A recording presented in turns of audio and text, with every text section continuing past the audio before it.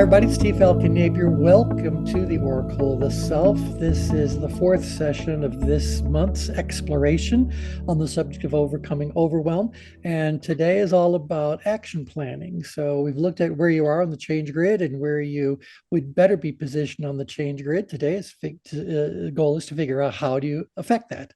And so that's what we'll be doing. What I want to do is basically talk about how you move yourself on a change grid based on where you are and where you want to be. So that's, again, looking at the results of the exploration of the month that someone did. You can see the relative position of where you plotted and the ideal location we talked about, or if for some reasons you think a better place on the change grid would serve your particular I guess, relationship with whatever that activity happens to be, that's fine. But you're going to see far more often than not that there is a gap between where you are and the ideal place to be on the change grid for this activity to naturally occur. Our goal is to move ourselves or move others to that desired location as efficiently, elegantly as possible. And so that's what I really want to talk about. But one thing that it seems like we never cover in the ChangeWorks training programs, and I'm thinking about all of them, all the way, back to the most basic ChangeWorks work we've ever done. We never talk about why these color bands are behind these levels of tension, and it's because this little diagram of the change grid is actually part of the master stream diagram, the master stream strategic framework. And so unless we were talking about master stream, we would never even show you this. And then I didn't give any thought to it because, again, I look at all this stuff so often, it's all perfectly normal to me. But someone said, I've never seen the color bands behind the change grid before. What's that all about? And I went, wow, I never talked about that. So shall we do a quick review of that? And you can see where these techniques actually come from as far as the maneuvers themselves go. Yep. Yep. Okay, silence is agreement. So, all right. So if you look at the six color bands, way at the top, we've got red. Underneath that is black. I know it's dark gray, but black. Then we have yellow, blue, green, and white.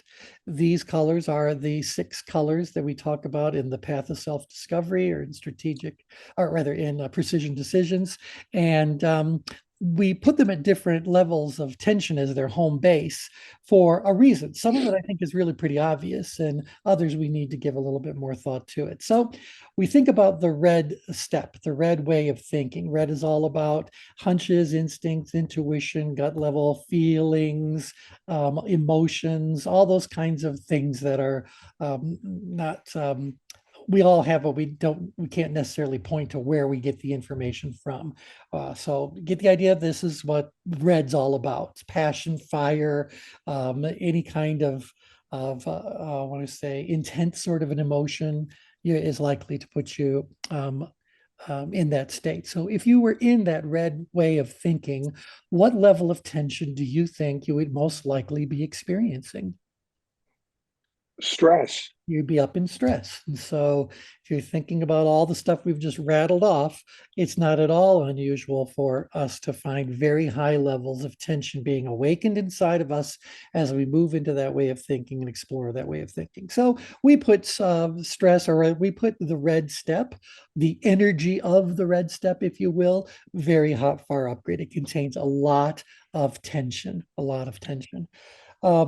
Now, without going off too much of a tangent, recognize that when a client first speaks to us, or really anytime we bump into anybody anywhere in our life, they're immediately presenting the level of tension they're experiencing at that particular moment.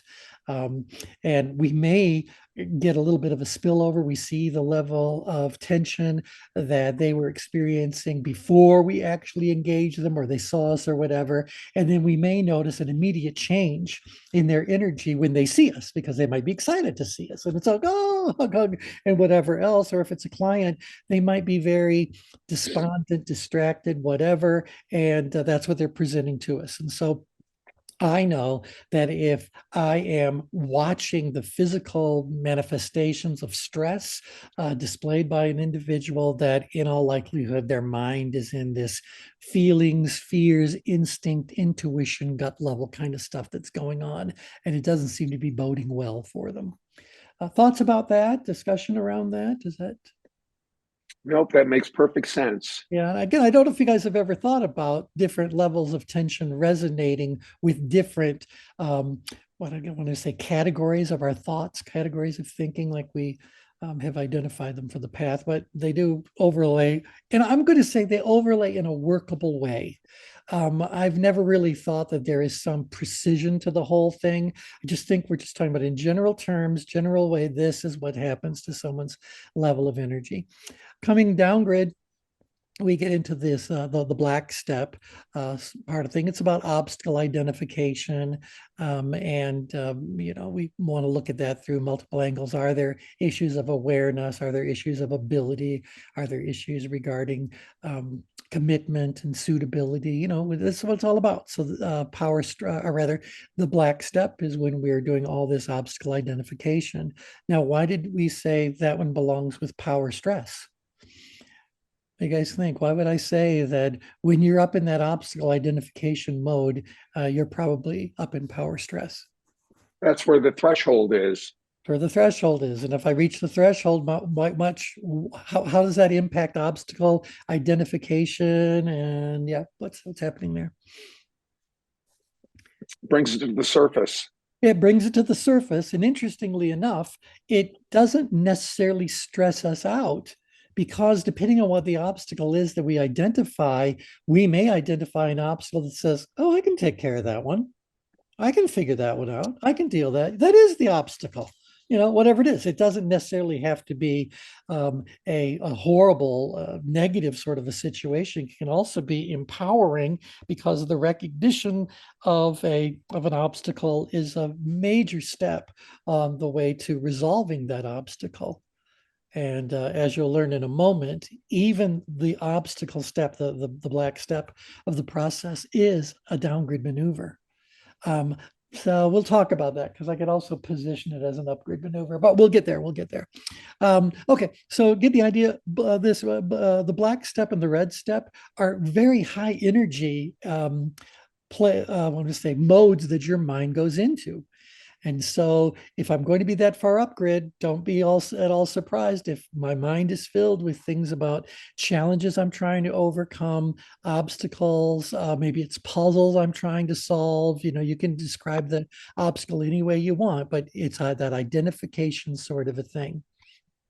Now, as I move further down grid, the next two colors are going to both be in power, overall. But I think there's a difference between being in the upper half of power and being in the lower half of power. So in the upper half of power, we use the yellow step. Yellow is about coming up with solutions, approaches, strategies, some way to address the obstacle. And so it is actually moving you out of power stress and into power. It's moving you out of obstacle identification to dealing with those obstacles. That can be very empowering to that individual. It's because now they've got more. We'll talk about in detail we look at the maneuvers themselves. All right, so far so good. Is this making sense? Yep. Yep. Yes. Now, if we go down to the southern half of power, we know the only difference is that the ratio of challenge to ability is now moved into ability's favor. And so it's no longer a puzzle that we're trying to solve. It's a problem we solved, a puzzle we've solved. It's, things are getting stabilized down here in the lower part of power. We're feeling on top of it because, again, our perceived ability is greater than the perceived challenge. And, we're going to continue on that track, if tension management holds to be true in its normal way. So this idea about stabilizing things, if I'm stabilizing them, they're not off my mind altogether. They're still part of this overall strategizing and coming up with solutions and putting together plans and implementations. It's just becoming more detail oriented as we wrap our hands around it more and more. It's where we are actually gaining control. And if you remember, the blue step is not a step that's actually along the path. It's the stuff, it's the step that kind of over has an overarching role in all the other steps. So the blue step is about being detached. It's about practicing that art of caring detachment, about noticing what's going on in your own life or the life of somebody else, but hovering above it so you can provide whatever gentle guidance you can, but you're not necessarily the one who's actually actively doing the work, seizing control, etc. Get the idea? It's settling down now. The person is really doing it more and more for themselves. Routines are being formed, etc. Yeah. Yep. Yep.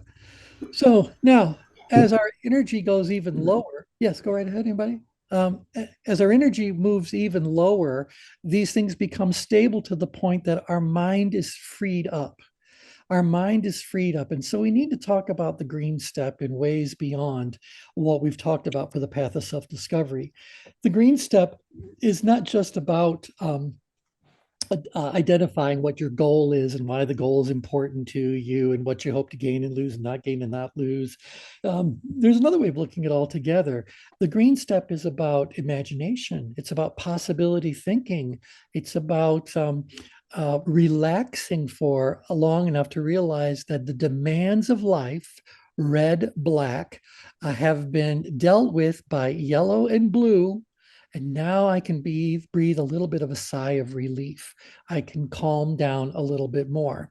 Well, one of the great things that happens when we are calm, and I'm talking about physically calm, mentally calm, emotionally calm, is that our mind wanders. And it may wander on to new ideas and new approaches, new insights, new understandings. Power apathy is the domain of daydreaming. And so, yeah, you're still conscious enough. You're not deep down in apathy and falling asleep, but your mind is just off on its own little exploration, looking at all the possibilities, realistic or unrealistic. Um, oh, Kathy, so sorry to hear about that. Yeah, she taught me something. Okay, anyway.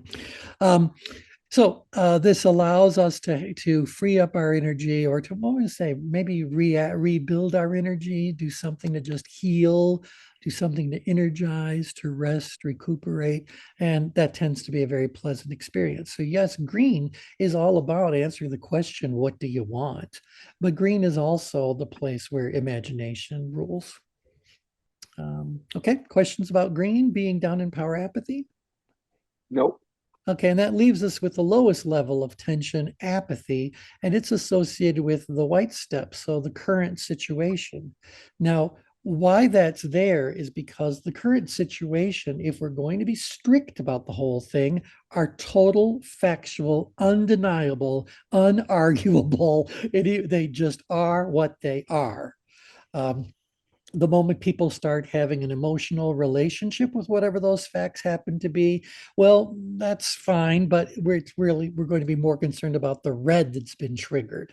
If they're having an emotional reaction to some fact, fine, tell me whatever the fact is that you've got your concerns around, and now tell me why that stresses you out. So you get the idea. The fact is what the fact is. Having a feeling about a fact or an emotional connection to a fact is totally optional. It's not going to impact the fact one way or another if it's truly a fact. And so yeah, anyway. Now, if you start adding other things to it, like even if you take that fact and you start to move up into green, and now you start to apply your imagination to that fact, you may actually start to blow that fact ever so gently out of proportion at first. And then it could even move more and more into imagination. If your imagination is moving things into a negative place, it's going to be awakening these feelings of stress and power stress, obstacles, and what they all bring to you. And so there can be a real problem down here, but it's more of a problem of an inactive mind than it is a problem of an overactive mind. So far, so good? Yep. Yeah. Okay. Is this new for anybody, or am I just? Oh, I, it's good though. I can't remember ever actually teaching this as a deliberate sort of a thing, but I know we do when we're teaching master stream. So now, for those of you who haven't gone through MasterStream, I'll just give you a very quick glimpse into what I'm talking about. In a sales situation, you ideally want your prospect to enter the discussion in power stress because that's where they're ready to do something definitive. Remember from your cheat sheets on the 5 levels of tension, this is where someone seizes control. And if you can show them that your product or service is the best way for them to seize control, then you've got a very straightforward sale to happen. If we can't have that, we would rather have people that are up in stress than people who are down in power. People who are down in power are shoppers, consider, evaluate, debate, discuss, all that kind of stuff. Where stressed people are in a panic state, they don't know what to do, and they're very likely to do the first thing that someone tells them to do. Now, that's not the ethical part of selling going on, but if you tell them the right thing to do and it's all coming from the right place, well, then this is also that. So, but if they don't do it with you and you're the right answer, they may in their reactivity do something with somebody else that is against whatever it is they really wanted or needed. So, we want to work with the people that are up grid. Well, if we've got someone that comes to us and they're up in stress, let me just ask you how soon you would do your path of self-discovery. How soon would you go white, green, black, yellow, red? Do you think you're going to take someone who's walking into a discussion in stress and immediately move them down into apathy where they can just share the factual information? No. No, it's too big of a jump. It's too fast. But if we see that they're up in stress and we ask the question, what's causing this? They may very well now move from stress into power stress, into that obstacle identification kind of mode. And they go like, well, this is what's happening. And then we can move them even further down grid and say, well, what you've been doing up to now about it? And they're giving us a little bit of the solutions. Now, I'm not doing this right now because I want to try to get all the information that I need. I'm doing this right now because I'm trying to get them to where I really want them to be. And if I need to do a little backwards walk along the path of self-discovery in order to make this really happen, then so be it.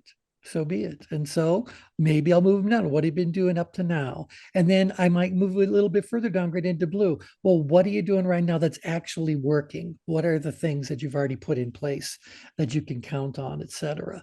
And then I can go like, can you see where there's room for improvements to be made in that and how beneficial those improvements might be? Can you feel that we've moved things downgrade? And then Yeah. I can say, well, let's start at the beginning. Tell me exactly what's going on right now. And so I may very well want to do this purely as a tension management technique. Now, although I didn't really do anything intentionally, I suppose we could just look at everything I just rattled off to just see, do they fall into the categories of downgrade maneuvers? So if I want to lower tension, move someone from stress down to power stress, et cetera. Some things I can do include normalizing, or the 4 categories of what I could do are normalize, simplify, restore resources, and add resources. So maybe I didn't do any normalization, at least that I heard myself say deliberately. But I do believe when I asked them to tell me what's causing this problem, that could be a little bit about restoring resources or simplifying what's going on. So it's not about this whole giant pile of stuff. It's about a few specific obstacles. What are those? And so that helps us to simplify so that we can then restore or add the appropriate resource. Even moving further downgrade, I'm going to say to them, well, what have you done up to now? And that's restoring resources. And what is it that you have done that is really something you can count on? What's really now locked in place? That's restoring a resource. Then we get down into that power apathy part again. So tell me a little bit about improvements you think you could make. What could you improve upon this situation? And then that's going to really start to serve as a combination downgrade maneuver and Actually, I think it's going to be more of an outgrid maneuver. You'll see in just a second, because I think that as you start to get your client to think about what they could be doing to build on what they already have and what they've been working on, you have still puzzles to be solved to overcome this obstacle. This should feel as a very what do I say, a very powerful 180-degree turn in their energies. They were up in stress, overwhelmed by it, but by lowering their level of tension, they're able to raise their level of tension now to a more productive place. So rather than reacting to stress, they are responding to it in a calculated sort of a way. Can you guys feel that dynamic in the client work that you do? If you digging for an example, yeah. Yes. Okay. Okay, good. But I'm there to help them. And so I'm going to say, well, whenever we're talking to individuals that are in the situation you're in, we do find that once they start to identify that obstacle and their mind starts thinking about dealing with that obstacle, they're jumping in there. But we think it might be a little bit too soon. We want to make sure that before we put any energy into this, that we understand the most clear, concise way of getting there. So let's spend a few minutes and revisit your situation. So where are you at? So I'm trying to now normalize things again, just so they can get their level of tension down all the way to the threshold of, what's the other one? Not activation, but Delegation. delegation. Delegation. Yep. And what I want them to do right now is delegate to me the authority, the opportunity, whatever, permission to start the process that we know will lead them to that. So don't be at all surprised if after this initial intervention happens, we don't have our little phase two where we're going to walk the path, white, green. We do this direction, white, green, black, red. We skip over the blue and the yellow.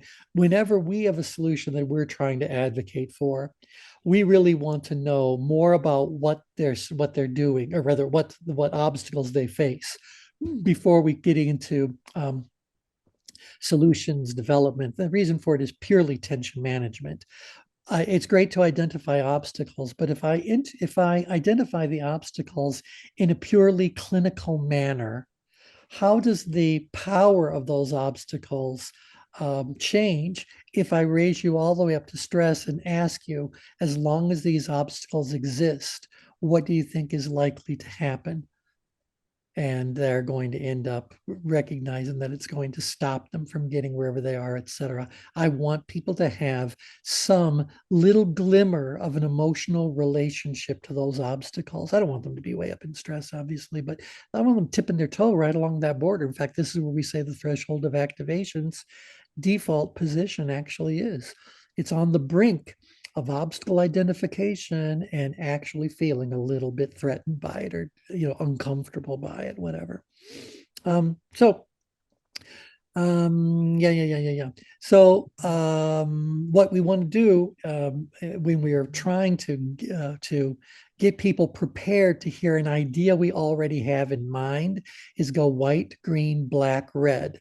In a sales situation, that's exactly the dynamic we're describing. We're a company that's got something for sale, whether it's a product or a service, we've got it. And we can help them figure out the little puzzle pieces, and we can help them really reinforce and leverage whatever they've already got well installed in place. But we do this part. This is what's for sale. So we're going to skip us all together: white, green, black, red, in that order, or you're dead. White, green, black, red. Now, within, I'll come along and I'll put in my yellow and blue solutions. This is my recommendation, blah, blah, blah, blah, blah. But I want you to see, when we are working with a regular client, we are probably going to go white, green, black, red. And so now they have a relationship with that obstacle. We're going to then look at other obstacles and make sure they feel something with those obstacles, other obstacles, make them feel that. And then we're going to say, now, how are we going to address these? And that's the yellow step. So we want to do a thorough obstacle identification, because we really are, from what you guys learned last time around, I believe, we really are doing a bit of a root cause analysis. We don't want to just be treating the symptoms. We really want to get down deep and do what really needs to be done to fix this in the long way. Well, if we're just going to go, oh, they identified an obstacle, it really stresses them out, let's go ahead and fix it, we may be fixing something that isn't really the issue.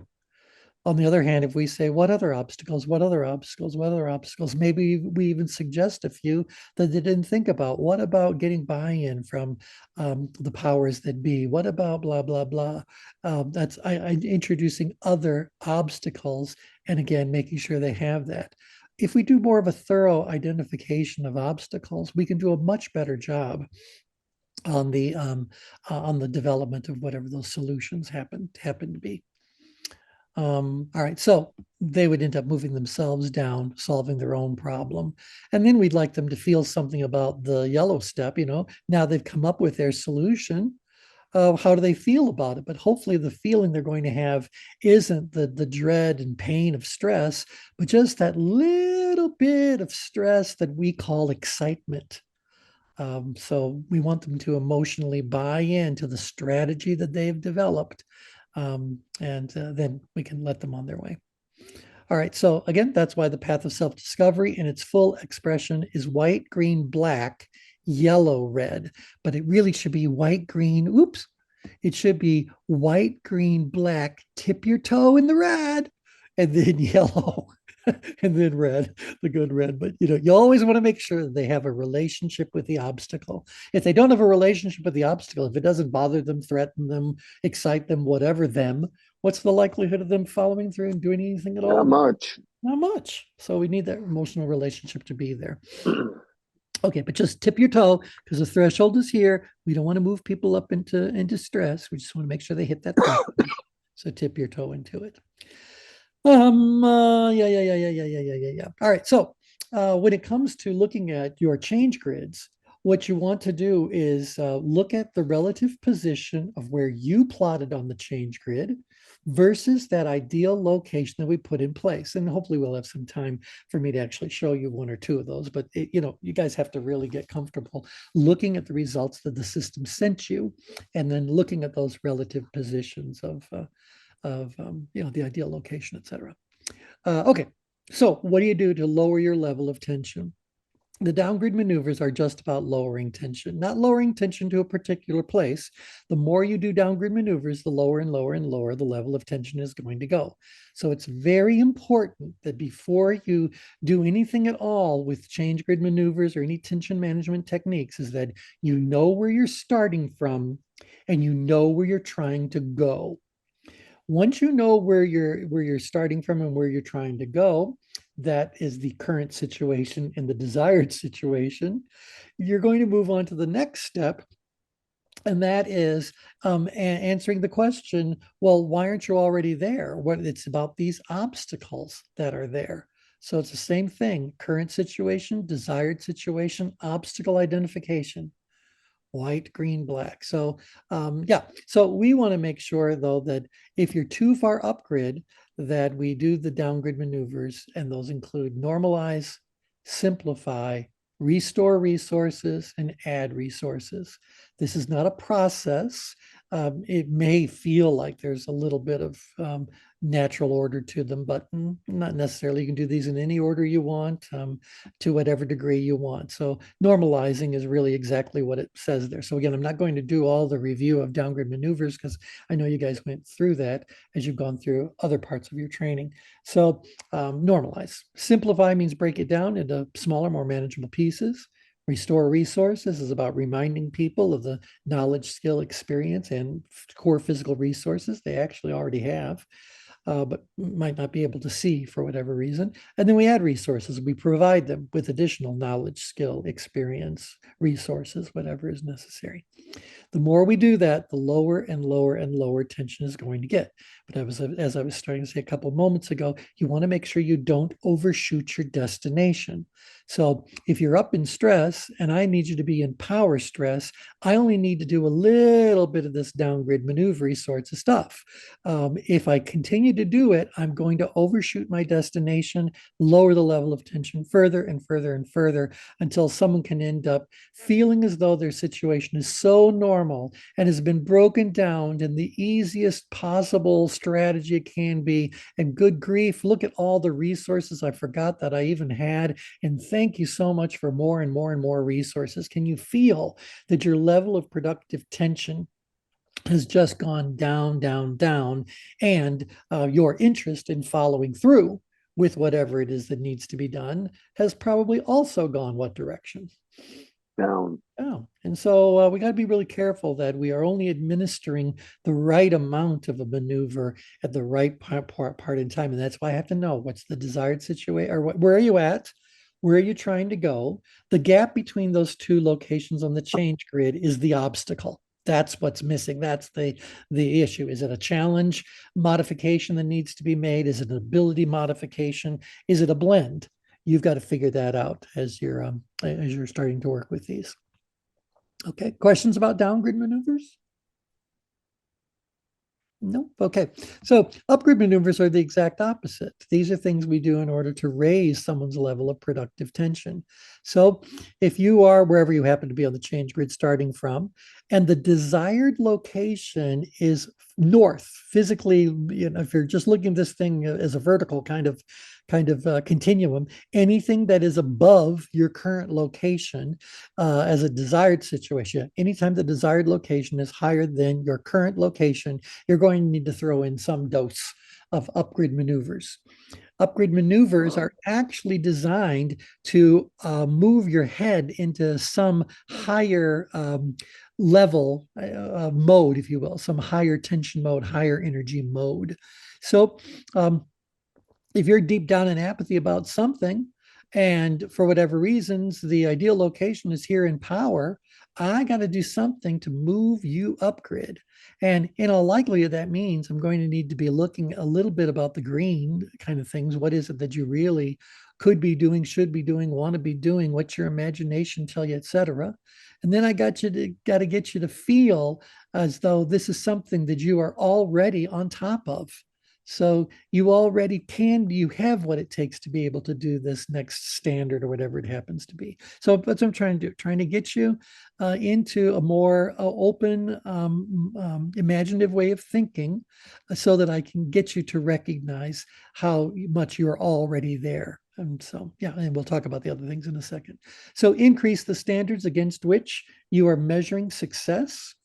Sometimes that's a very I would say concrete sort of a thing, something that truly is measurable. Sometimes standards are a little bit more qualitative than they are quantitative, but nevertheless, what's the standard?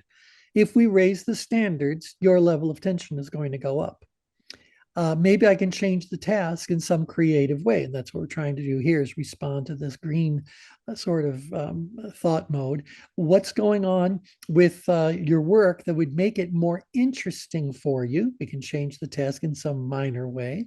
Or what's next for you on the whole growth path inside the organization? Where could you go next? What's your future really look like? I could change the task in some profound sort of way. Give additional responsibilities, change your role inside of a responsibility. There's lots of things I can do to make minor or major changes to tasks. Anytime a change occurs, your perceived level of tension, or rather your level of tension is going to go up because the perceived level of challenge also went up. And it's going to create now a gap in ability as far as those obstacles are concerned, because now your challenge is higher than your ability. So got to be careful. Don't overshoot your destination. Otherwise, you have to do the opposite maneuver to fix things. I'll explore that in more detail in just a moment. I can also awaken emotions. If I can get you to feel the emotions associated with power, which are, pride, confidence, feeling of having a purpose and a mission and value and all those kinds of things. I want to make sure you feel those sorts of things about yourself, about that situation, so that you really are ready. And then boost accountability is exactly what it looks like. It's about saying like, well, you want to do X by X, and this is what you're going to get if it's successful, and this is what's going to happen if it's not successful. Go ye therefore into the world and do what you've said you're going to do. And then accountability comes along. So, yeah. So these are the upgrade maneuvers. Anytime, any combination, any order, you're increasing standards, changing the task, awakening emotions, or boosting accountability, the level of tension is going up. All right. So keep in mind that if I lowered tension too far during the downgrade maneuvers, instead of ending up in power stress, you ended up down in power apathy. To correct that, I'm going to have to do upgrade maneuvers. And now awaken different emotions, change the task, boost accountability. This is a very uncomfortable kind of like countermeasure you have to do because, I've said it again, it's the best way to think of it. You overshot your destination. So got to make sure it's just the right amount being delivered at the right amount of time. Thoughts about this? No, No, it's very important though. You can get on a roll with downgrade maneuvers, you sure and can. you need to know when you stop. Yep.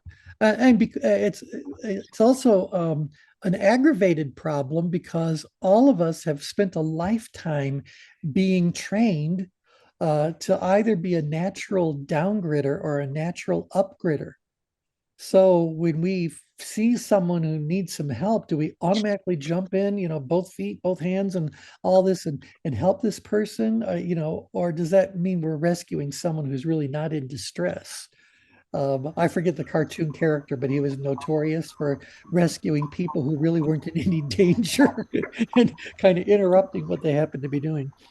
Um, Yeah, so, that's a good point. I mean, it can be disastrous if you use the wrong right, wrong approach for somebody if they are if they need an upgrade remove anyway if they need an upgrade maneuver and you go down grid, they'll just get bored as could be and walk. exactly, Yeah. exactly. It's And, just locking them in. otherwise, you're going to upset them. If it's the opposite, you're going to upset them and Right, and right, right, right.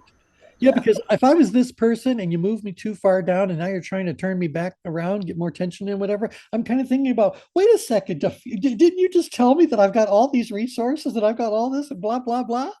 It's like your credibility could be pulled into question, whatever. But bottom line is you overshot your destination. And so you got to be very aware of the relative position of where you are and where you ideally would like to be to make it work. Now, um, there's two other kinds of maneuvers we want to just talk about. These, though, are primarily used only when you are in power or darn close to it. So we would not use outgrid maneuvers in someone who's up in stress. We would not use outgrid maneuvers with someone who's down in apathy, although doing them to people that are down in apathy would be more effective than doing them to one up in stress. So let's talk a little bit about this. Outgrid maneuvers are designed to awaken drive in people to get them more engaged. So you guys know about the engagement rings. It's all about getting them more and more engaged in what's going on, doing those things. And so ideally, this is something we would do once people are in power. If they're still up in stress or power stress, I think it's a bit premature to be doing these things. Let's get them out of the unproductive levels of tension, and then let's get them to build their intensity around something. Otherwise, if I move them out grid and they're already up in stress, I'm putting them into higher levels of intensity of stress or higher levels of intensity and power stress. An example of that an overly high power stress situation is when you're ready to buy something and the salesperson keeps on talking to you about it, you know? And it's like, okay, I don't need to hear more stuff. Can I just buy this thing, please? You know, it's that kind of thing. So you're now feeling the power stress more intensely. You want to take care of it. You want to get it done, and it can get pretty frustrating if you're there. So I wouldn't really think about doing outgrid maneuvers too early in the situation for these.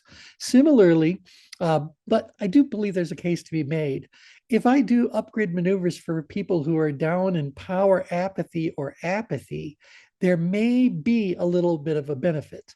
So let's walk our way through these maneuvers, and then maybe you guys can tell me when it might be beneficial, although we're still looking into, it's the jury's still out on this one. So outgrid maneuvers, increase the risk, take the chance. encourage people to have more belief in themselves so they'll step out of their comfort zone. All of those things that we've said to people or we've thought about, those are all in the category of increasing risk. Appeal to someone's ego. Let them know that you believe in them, that this is something that you know they're capable of doing. And it's not just, you're not just telling them this stuff. You genuinely believe that this is what they were made for. They've been preparing for this for all along. This is something we need someone that's the next one, really. But appeal to their ego. Let them know that they're important to themselves, to everyone around them, etc. That makes people sit up a little more proudly and step a little bit more confidently out there in the world that they need to be doing. We don't want to move them into the outgrid danger zone for obviously reasons. That's where narcissists live. But a little bit more faith or confidence, assertiveness, whatever, could very well help somebody.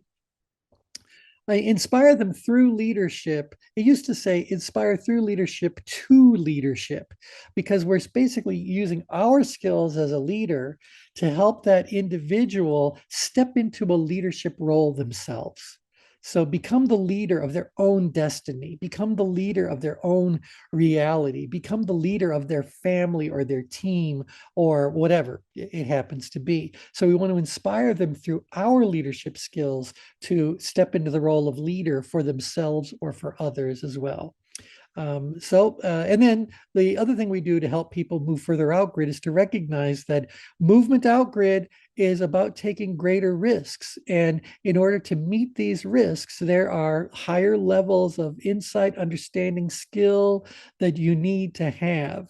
And so we need to boost your level of ability in order to be able to meet those bigger challenges. If we were applying this to any kind of a sports metaphor, if I put you into that high risk situation before you have received the training that enables you to manage that situation, what's the likelihood that you're getting injured? So it really is something you gotta have to be aware of. There's a constant dance happening between these two perceptions, and we can control it in a large way by doing the right maneuvers at the right time. Now, as I said, these work very well when someone's already in power. They're feeling confident, but maybe they're not brave yet, and we need to help them step out there, get more engaged, get more involved. You're working the mission. It's all this stuff is really going on. So I think that's easy to see when we're in power. But as I said a little while ago, I wonder if we did some of this for people that are in power, apathy. With this, if you're down there in apathy and I'm appealing to your ego and I'm inspiring you through my leadership to move it, can you feel that maybe, just maybe, you're going to get a bit more re-engaged, or you're going to kind of shake off the doldrums and take a deep breath and say, all right, fine, I'm back in the game. You get the idea? I think that there are times when we can use outgrid maneuvers early on with people that are down in power apathy, but I would avoid using them with people that are up in stress or power stress. Thoughts about that?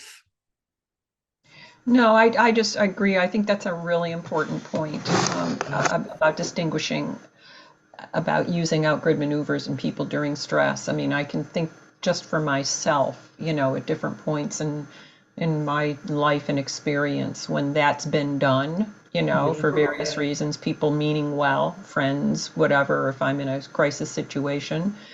It doesn't work, and it just creates more stress. Absolutely. Absolutely.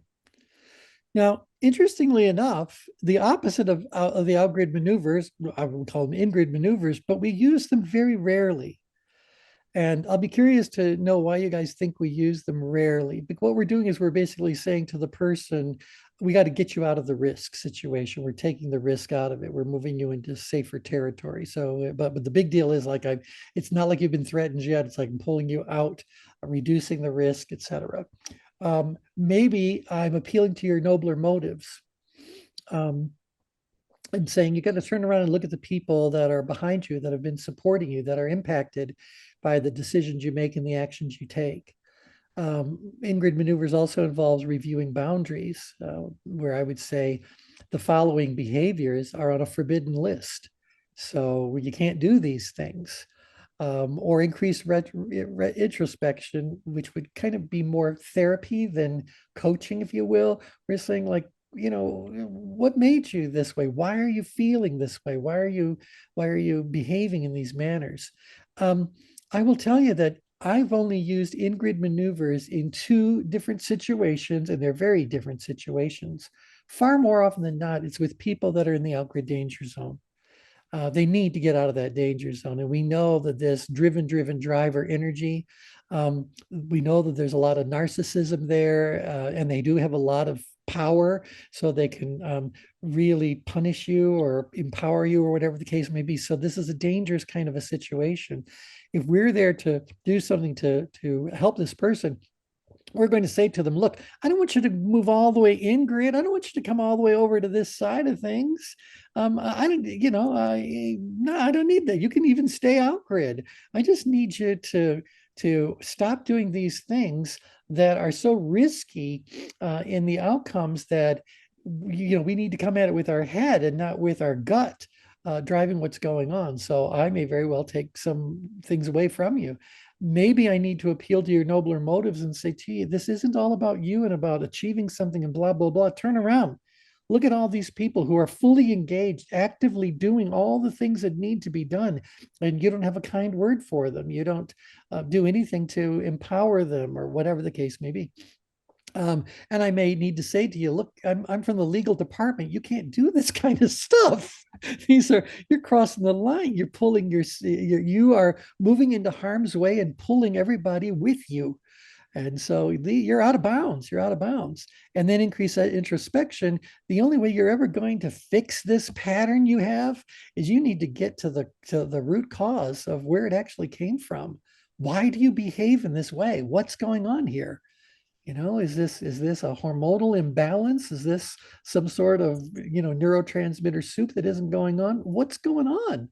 And so these kinds of things, in-grid maneuvers, I've used far more often than not if I've been involved in confronting this out-grid person and doing it. Usually I try to avoid it, make no mistake about it. I don't want to be near this person either. But, if that's the job, then that's the job. Questions about doing in-grid maneuvers when you've got someone in the out-grid danger zone? Risky. Oh, yeah. I've had to do this, probably 3 or 4 times over the years, and I usually don't coach people who are like UT. I don't tend to. I can usually choose and don't tend to coach, but when you're there, and it's less about, for me, it was less about reviewing boundaries at the time because I was an external person, and more about appealing to nobler motives and increasing interest. Right. I mean, we do what we can do, but I didn't realize that's what I was doing at the time, but that's what I was doing. yeah, there you go. It's the method behind the madness. But Kathy, think about this as well. It is dangerous to the point that David was making. Is very risky because that individual has the power to kick us out the front door. Absolutely. Oh, absolutely. So gentle, so diplomatic, so careful. And at the same time, we do have to be a little bit of a sigma, if not an alpha, in the relationship to say, look, I'm someone that's here to fix this. And Yeah. this is going on. So how can you maintain the authority and the diplomacy at the same time? It's risky and it's difficult. Yeah, it's risky. I've always tried to maintain the approach when I'm in those situations of I have to do the right thing with compassion, Right. but I also can walk away. There's always the option to walk away, That's and right. you have to have that in your mind, or you can't be effective in these situations. That's right. That's right. And we can't pull punches with them. They may very well need to have a candid heart to heart, and we just have to make sure they realize it's coming from the right place. Otherwise, they'll do so. We'll become their next victim. And so, I can remember many occasions saying to even managers or whoever it happens to be, You can fire me, but you cannot fire the truth. The truth is here. And after I leave, it is still here. And it is that truth that is ultimately creating the reality that you're experiencing today. Do you want to get rid of me or do you want to fix the issue? And then they kind of look at you in a different kind of light. And I've often heard them say, I've never had anyone speak to me in that way. And then I say, well, then it's very sad that you aren't where you could have been. And it's like, okay, fine, fine, fine. What? So if you're going to do it, you have to be ready to kind of do it in a way that matches that individual's way of doing things, without getting too much into gender differences and all that. Um, Sometimes in some situations, you are going to be judged as a guy based on how well you defend yourself, even if there's really no reason to, no real threat going on. Are you ready? Are you willing to speak your mind? Are you willing to stand up? Are you willing to, wrestle around a little bit? Maybe that's physical, whatever. You get the idea. And David, I think it's you and me are the guys on the call. So there is this dynamic Yes. energetically that you have to like earn the right to be viewed as a peer. And Yeah, you have to have a high level of credibility. you have to have a high level of credibility, and you also have to let them know that you're not here to disrupt anything, but you're also not here to, take a bunch of nonsense. So you're here to do something. And it is by, I think, positioning yourself that way that you are then given the opportunity for that individual to say, I get it. And so I want to listen to you. And maybe, just maybe, they're an alpha for sure. And in that particular description, you're being a sigma. A sigma is someone who really doesn't care what the outcome is, but has no difficulty telling you whatever it is that's going on. And take the advice, don't take the advice, but whatever it is, it is what it is. And so, but an alpha has to be willing to listen to a sigma. And usually alphas are terrified of sigmas because the alpha feels like the sigma threatens the alpha's position in the herd or the flock or the whatever the tribe case may be. But the moment that the alpha realizes that you as a sigma um, are not a threat to the alpha, then they'll let you in to have that discussion. But yeah, and in public, you would always reinforce their alpha quality because that's what a good sigma does. All right, thoughts about that? Is that we did do a lot of talks about. No, I think that a female coach, like myself, learns to do that very early on. Yep, yep.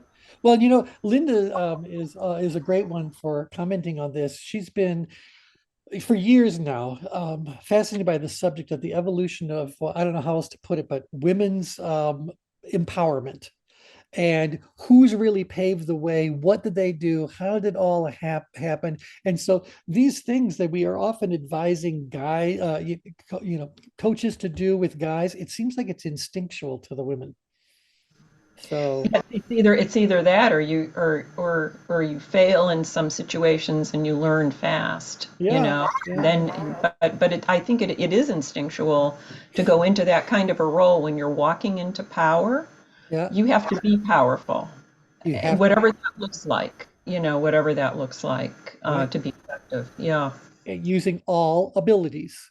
And that's where how we were at a training program. This is decades ago, but it was talking about the increasing number of women who are in capital equipment sales and certain industries that are now dominated by female sales professionals.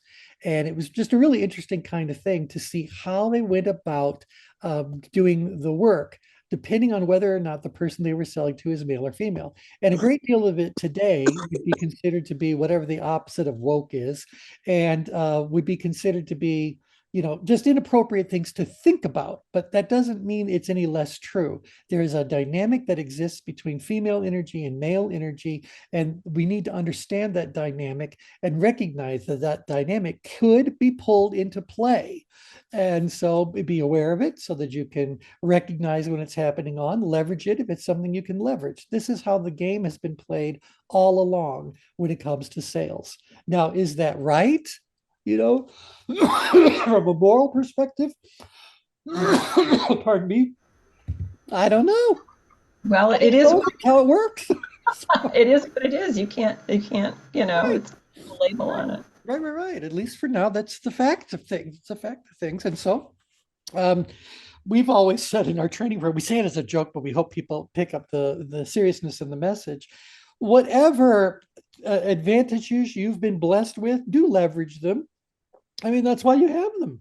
And so that's it. Just know that everything you're going to end up with is either going to be something you created or you're tolerating. So be careful in what tools you apply and what it brings your way. But there you go. Okay, so the other time I use in-grid maneuvers is if I'm trying to center a group of people to all be, well, centered in the center of the change grid. So I want everyone inside their green circle.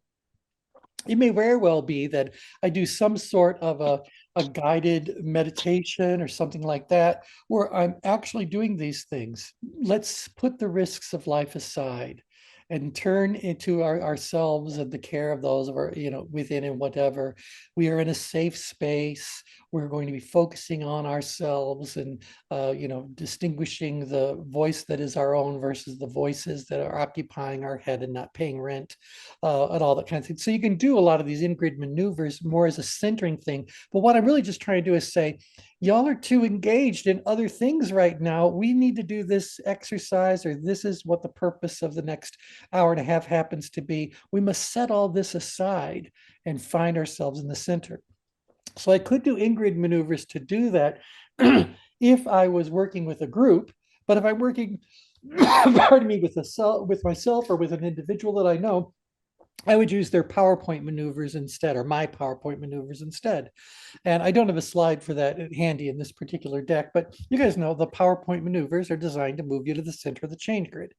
And they're different for every individual, but they're very consistent in yourself. So if you're ever feeling out of sorts, having a day that isn't the best, how do you go about moving yourself to a centered place? We've talked about this a great deal of time. Some people may go for a walk, some people go for a workout, some people meditate, some people pray, some people spend time with their family, play with the dog, whatever it is. Everybody's got their own set of PowerPoint maneuvers. You just have to know what yours are so that when you're feeling out of sorts, you can do one or more of those things to deliberately move yourself to the center. So if I'm doing the centering exercise and everybody already knows their PowerPoint maneuvers, I would tell them you should all have a portable PowerPoint maneuver, something you can do to move yourself to the center without anyone else around you even noticing that you're doing it. So it's a totally internal way of centering yourself, because there may not be time or opportunity to go for a walk or take a bubble bath or whatever the other PowerPoint maneuvers happen to be. So I could just tell everyone to do that. But if people don't have an understanding of their own PowerPoint maneuvers, or even what we're talking about when we say get yourself inside of the green circle, I could just do this as a little bit of a guided kind of thought, a guided meditation, just to get everyone to move out of whatever outgrid and slightly upgrid stuff they're bringing into the room with them, set it aside for a moment so that we can find ourselves in the center balanced place. Okay, so get it? You can do this for a couple of different reasons, but almost always it's to get people out of the danger zone. Okay, one last thing I'll say about the danger zone is when you move someone out of the danger zone, I want to know your reflexive answer. Do you care how far you move them out of the danger zone? No. No, I just Not want at you out of the first. danger zone. Not at first. It's Not at just first. get them And out. so, yeah, and so fine. If you end up being centered because of it, that's okay. If you end up becoming mousy and reticent about it, okay, that's fine too. But I needed you to get out of that danger zone. Depending on my understanding of the in-grid maneuvers and my, the situation at hand, etc., I may just want to move you to 10-10, in which case I'll need to be very calculated in how much of this I end up doing. You know, if someone's just a little bit into their own narcissism, grandiosity, or they're too focused on the outcome, maybe I just need to whisper in their ear one of these in-grid maneuvers, and that's enough to get them out of the danger zone, but keep them in the most productive place possible. That's just good. It's going to take a little bit more thoughts to it, but I could move someone very far in grid just by doing these things in general statements. Okay.